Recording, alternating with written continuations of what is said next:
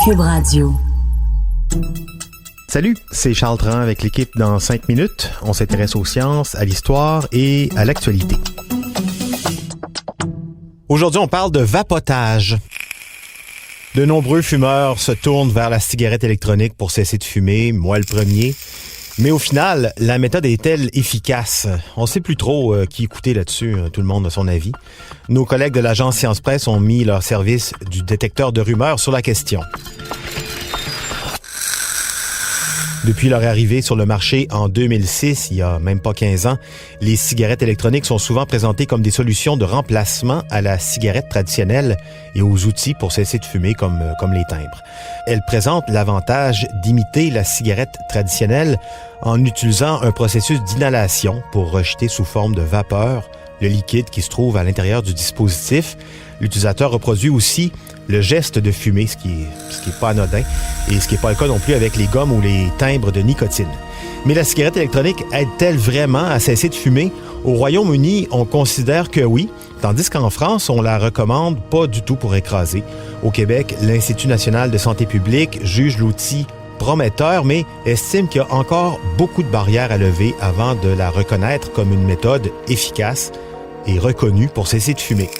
Par exemple, l'évolution rapide des différents dispositifs, des différentes technologies qui entrent dans la conception de ces appareils, les liquides aussi. Aucune cigarette, aucun liquide ne sont tout à fait identiques, pas encore beaucoup de normes de fabrication non plus dans le secteur, et donc aussi beaucoup d'études contradictoires. Certaines démontrent que la cigarette électronique est utile pour les tentatives d'arrêt tabagique, alors que d'autres révèlent que les fumeurs ne sont pas satisfaits de ce nouveau dispositif et qui recommencent à fumer ou continuent carrément à utiliser la cigarette traditionnelle en plus de sa version électronique, ce qui n'est pas une super grande idée.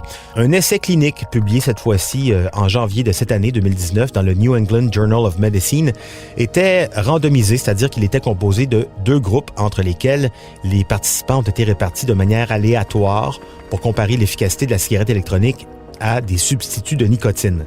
Les chercheurs de l'Université Queen Mary à Londres ont recruté 886 fumeurs qui consomment en moyenne 15 cigarettes par jour et les ont donc divisés en ces 2 groupes.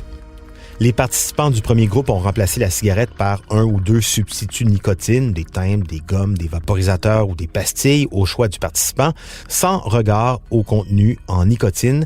Et ceux de l'autre groupe ont remplacé donc la cigarette traditionnelle par une cigarette électronique avec du liquide à 18 mg de nicotine par millilitre. C'est quand même un fort dosage. Tous ont bénéficié d'un accompagnement et d'entretien régulier avec un clinicien.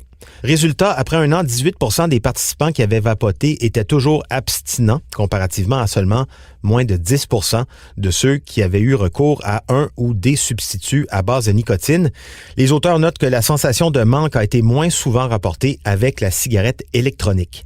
Selon le Dr Martin Junot, le directeur de la prévention à l'Institut de cardiologie de Montréal, c'est une étude qui représente une bonne nouvelle.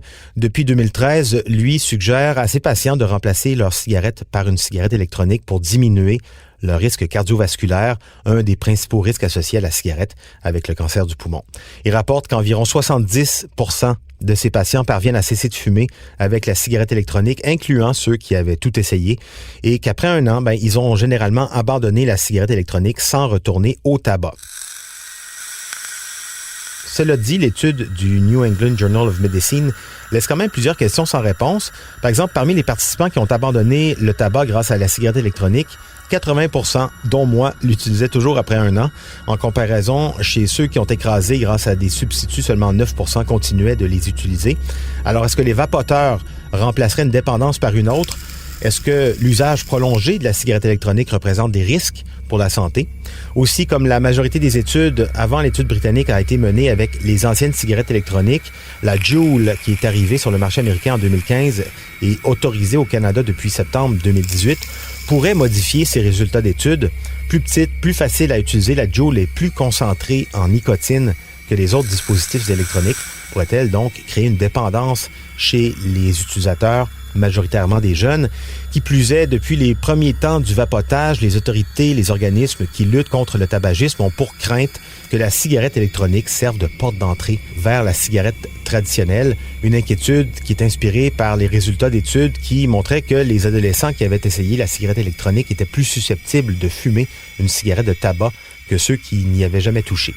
Alors le verdict, selon l'agence Science Presse, selon les données actuelles, la cigarette électronique est plus efficace pour arrêter de fumer que les substituts classiques comme la gomme ou les timbres.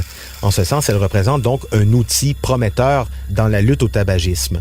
Mais avant d'en faire un traitement antitabagique de première ligne, d'autres études seront nécessaires pour établir hors de tout doute que la cigarette électronique mène bel et bien à cesser de fumer et qu'elle n'ouvre pas la porte à la consommation de cigarettes de tabac chez les plus jeunes. Donc, fumeurs, go, allez-y, arrêtez de fumer avec la cigarette électronique, ça marche bien, mais faites pas comme moi, vapotez pas trop longtemps. Et pour les non-fumeurs, vapoter ou fumer, c'est d'aucun intérêt, même que c'est une très mauvaise idée. C'était en 5 minutes.